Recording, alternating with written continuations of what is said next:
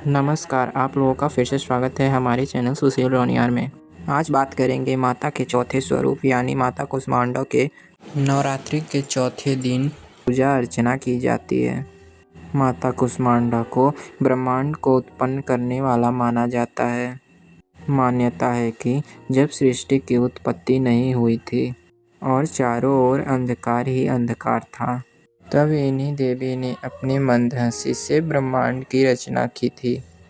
इसीलिए इन्हें इस सृष्टि की आदि स्वरूपा या आदि शक्ति कहा गया है।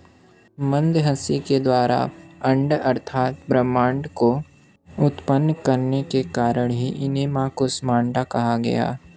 माता कूष्मांडा की 8 भुजाएं हैं। इनमें इन्होंने कमंडल, धनुष बाण अर्थात कमल पुष्प, अमृत कलश, चक्र और गदा थामे बैठी हैं। जब चारों ओर सिर्फ अंधकार ही अंधकार था और सृष्टि का कोई अस्तित्व ही नहीं था, तब माँ कूष्मांडा ने अपनी मंद हंसी से सृष्टि का रचना की। कूष्मांडा माँ के पास इतनी शक्ति है कि वह सूरज के घेरे में भी आराम से रह सकती हैं, क्योंकि उनके पास ऐसी शक्ति विद्यमान है जो असहनीय गर्मी को भी सह सकती हैं। इस कारण माँ कूष्मांडा की पूजा करने से भक्त के जीवन में हर तरह की शक्ति और ऊर्जा का संचार होता है। यही केवल एकमात्र ऐसी माता हैं जो सूर्यमंडल के भीतर रूप में निवास करती हैं। इनकी पूजा करके व्यक्ति अपने पापों और कष्टों को दूर कर सकता है। कहा जाता है कि यदि कोई लंबे समय से बीमार है तो माता कूष्मांडा की विधि विधान से की गई पूजा उस व्यक्ति को अच्छी सेहत प्रदान करती है। पौराणिक कथा के अनुसार माता कूष्मांडा का अवतार दैत्यों का संहार करने के लिए ही हुआ था। कूष्मांडा का अर्थ कुम्हड़ा होता है। माता कूष्मांडा का वाहन सिंह है। जब तीनों लोकों पर असुरों का आतंक बढ़ गया था, तब उनको सबक सिखाने के लिए माता कूष्मांडा का जन्म हुआ अर्थात माता कूष्मांडा ने जन्म लिया।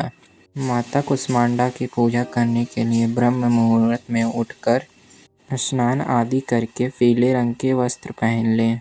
उसके बाद भगवान सूर्य को जल अर्पण करके व्रत करने का संकल्प लें। सबसे पहले कलश का पूजा करें, साथ ही ब्रह्मा विष्णु महेश तीनों देवों का आवाहन करें। फिर देवी को फूल और माला चढ़ाएं। पूजा के बाद माँ की कथा और आरती सुनें और मंत्रों का जाप करें। आखिरी में माता कूष्मांडा को भोग लगाकर आरती गाएं।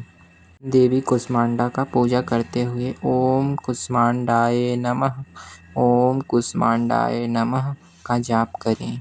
माता की आरती करने के बाद प्रसाद बांटें और अंत में कद्दू से बने मीठा या पेड़े को या मालपुए का भोग लगाएं। माता को ये अति प्रिय भोग है। या देवी सर्वभूतेषु माता कूष्मांडा रूपेण संस्थिता नमस्तस्यै नमस्तस्यै नमस्तस्यै नमो नमः। जय माँ कूष्मांडा। तो ये थी माता कूष्मांडा की कथा। आपको ये कथा कैसे लगी ये कमेंट करके ज़रूर बताएं और साथ ही मेरे चैनल सुशील रोनियार को सब्सक्राइब करें ऐसे ही 9 दिनों तक कथा सुनने के लिए। सभी को जय माता दी।